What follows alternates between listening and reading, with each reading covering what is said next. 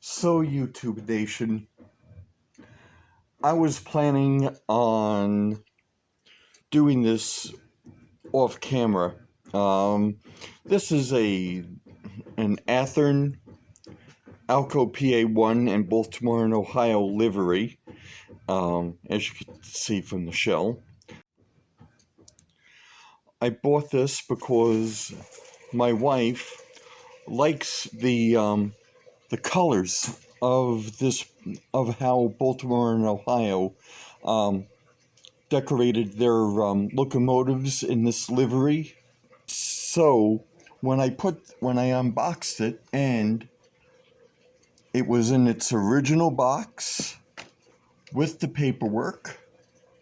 So when I put this on the test track, and I put the power pack on, this was what I got. Have a close look.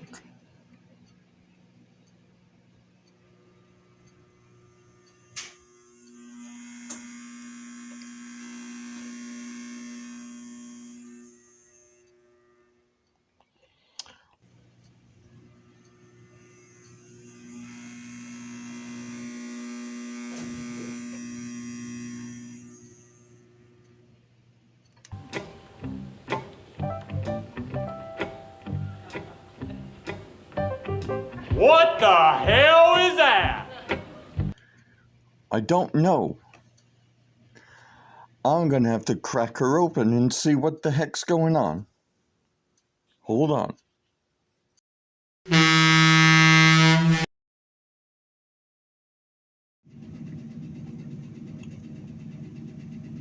Alright, so here we are inside, and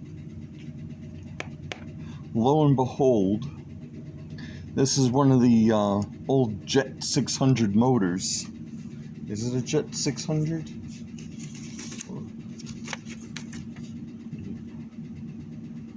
No, I'm mistaken.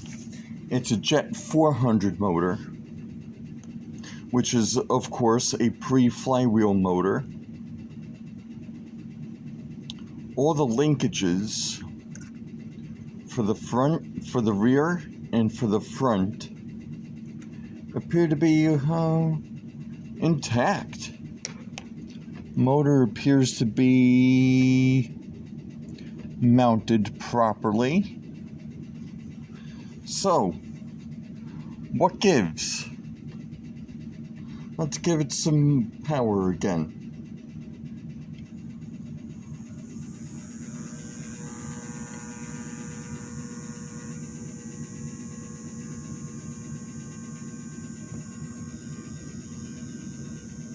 This motor should be spinning, and yet it's stuck on something.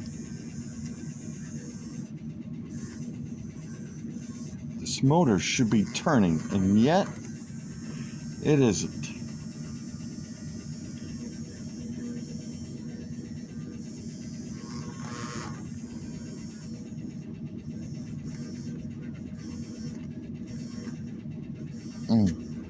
There's a lot of resistance. I'm going to shut it off before I see any smoke. Well, a little smoke came out. How's about you?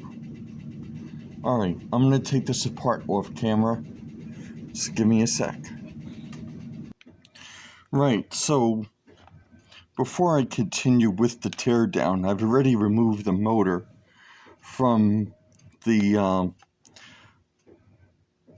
chassis, from the frame actually, and these motor mounts are nothing like I've ever seen before. These must have been either 3D printed, because I've never seen motor mounts sold by Athearn in this color before. So that's unique. My hat's off to the previous owners. So here's the motor itself. So I already have one lead connected to the bottom motor clip, and by applying the other lead to the top motor clip,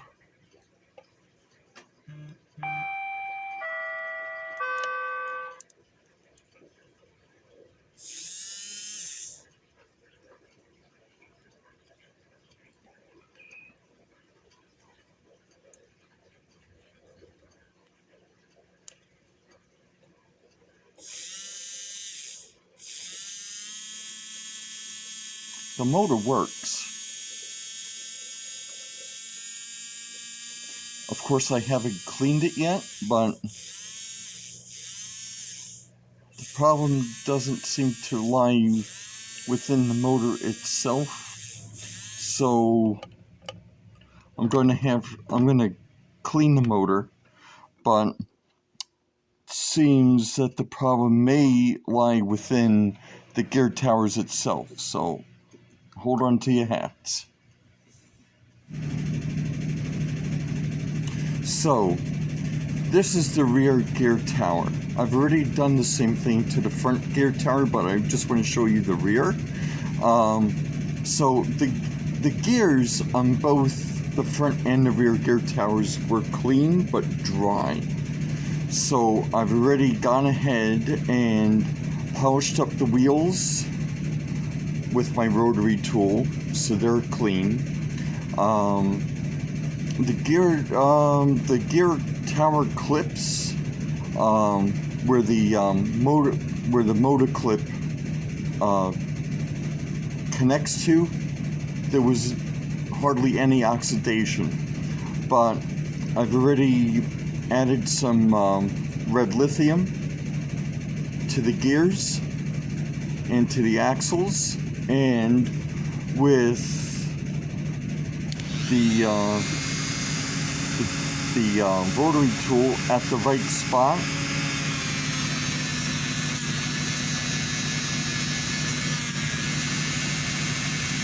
get the love spread all around.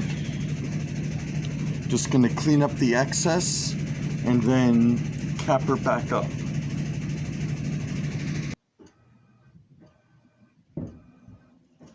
So the next step in getting this girl running properly was taking care of the Jet 400. So I've already taken care of the top and bottom brushes. I've also taken care of the plates on the commutator in between. Get rid of the oxidation. I've also cleaned with a Bright Boy the top and bottom motor clips. I've also put air tool oil here, here, and here. And after letting the motor run, I sprayed the WD-40 Specialist Contact Cleaner. And now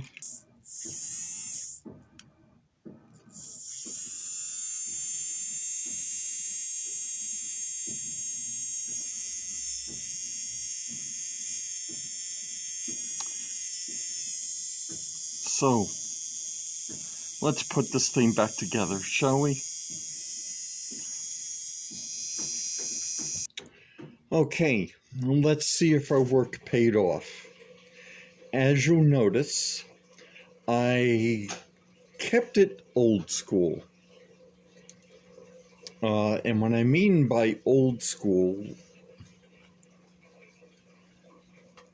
I have the original bulb over here. The way that, because this is a pre-flywheel locomotive, and because we have these type of gear towers, I'm going to keep things as they are with the front headlight. I'm not going to put an LED light. And I'm not going to put a rear LED light here because the porthole in the rear of the locomotive is small. I mean, it's like almost like a pinhole. Now, if the porthole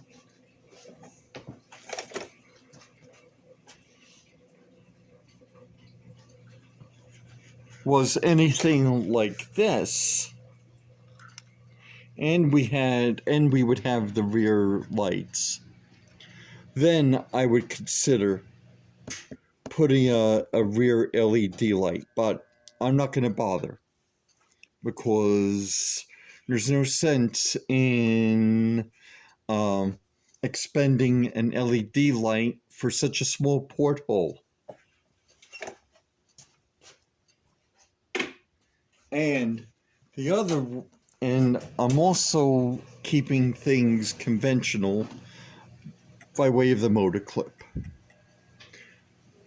Because I want to make sure, I just want to make sure that this thing can actually run before I decide down the line to put a wire from here to here and from here to here. I'm going to keep things old school. So let me stop jibber jabber and let's see if this thing actually works. So I have the power pack on, forward direction.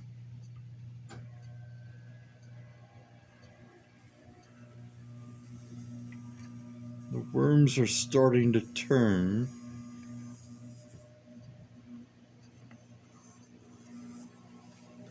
It's going to encourage it a little bit. It's at 60%, 70%,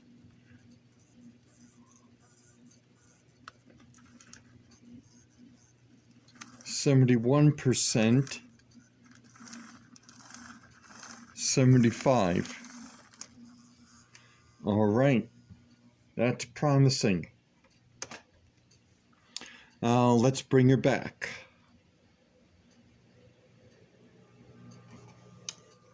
%, 50%, 60%, 68, 70, 80.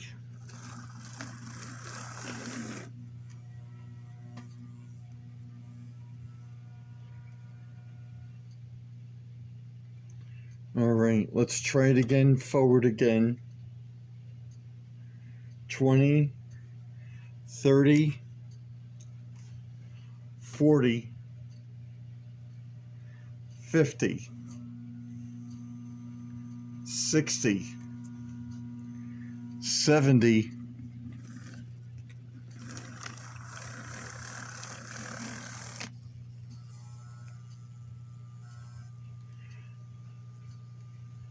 Now back.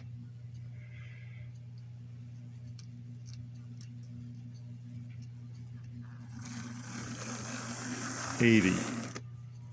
All right. So I'm going to put it forward and I'm going to ramp it up.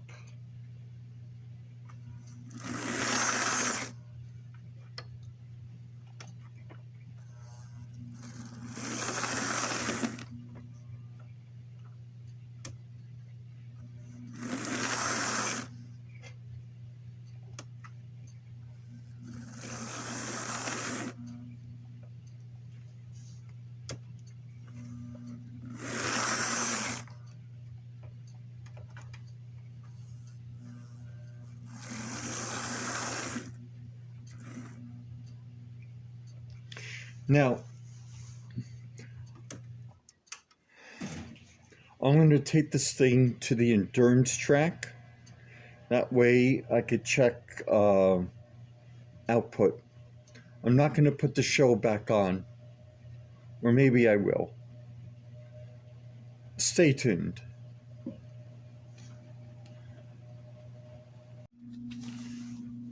Okay. So we have the PA1 on the endurance track. Power pack is on in the forward direction and going to apply a little power. 10, 15, 20, 25, 30, and okay, the current drawer is starting to go up, but let's keep going. 40, 45, 50, motor is starting to buzz. 55, current draw is nearing 1. 60, 65, 70, 75, and current draw is past 1, but we are moving forward. 80, 85, 90, 95, and we are maxed out.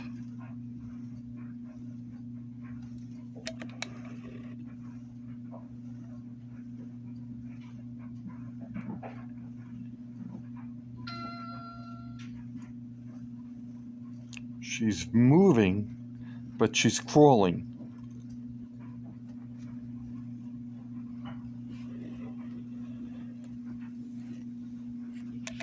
Current draw is still above 1, but as she's traveling across this main line, she is starting to pick up speed.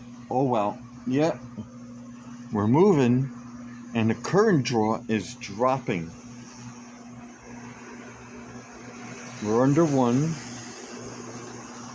Come on, honey. Let's go.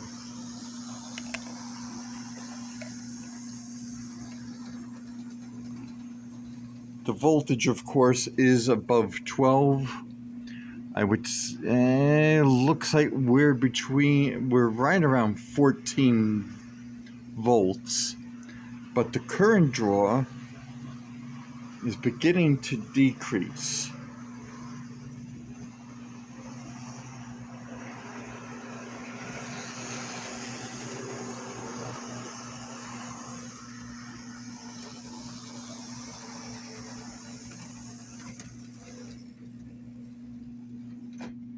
Ah, rats. What the heck?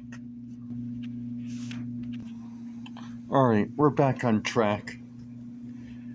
Looks like she went a little bit too fast and she derailed. But right now, she's at 70%. Current draw is beginning to drop. Voltage is at just a little over 12.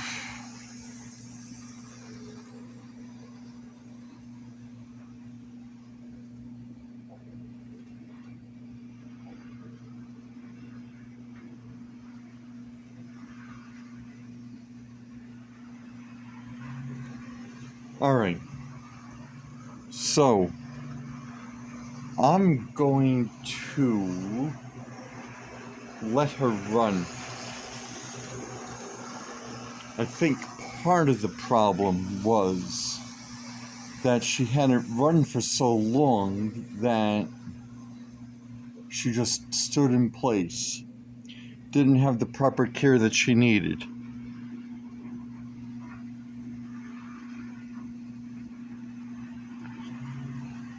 So, as current draw begins to decrease, I'm going to cross fingers, and we'll be back in a little while.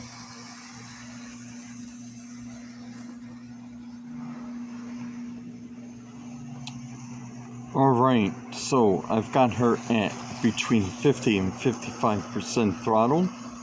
As you can see, the current draw has reduced, as has the voltage. All she needed was a good run.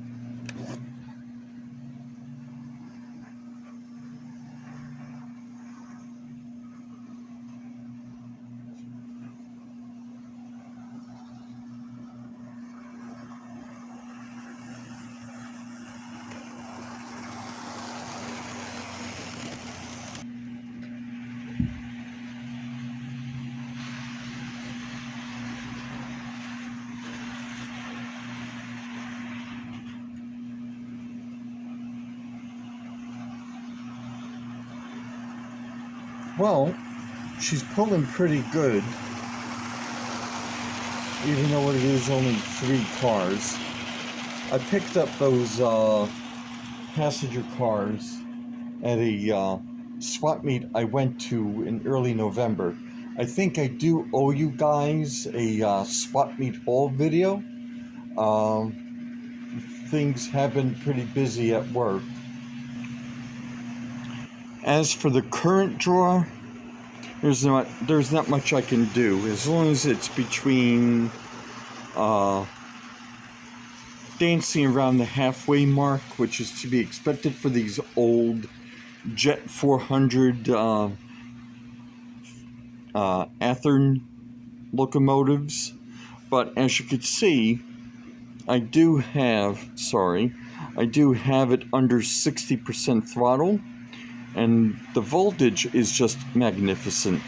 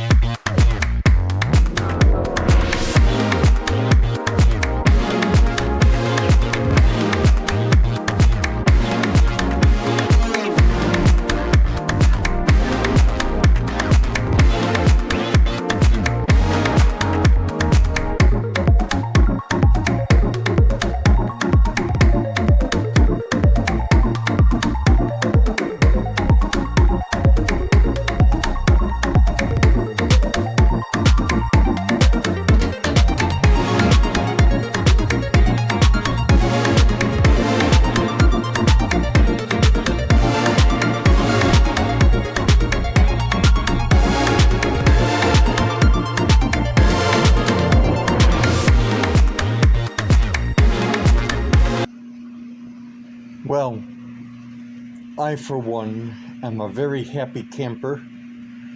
I couldn't be more pleased that I got this old girl running. Of course, given the motor itself, can't run her too hot, but I'm pleased as punch. And for anyone out there who has spare B&O passenger cars, drop me a line. I'd be very appreciative. And with that being said, I'd like to thank all of my subscribers for their continued support. If you are not a subscriber, there is a link for you in the bottom right-hand corner. Please like this video. Please share the video. And as always, thank you so much for stopping by. I'll see you soon.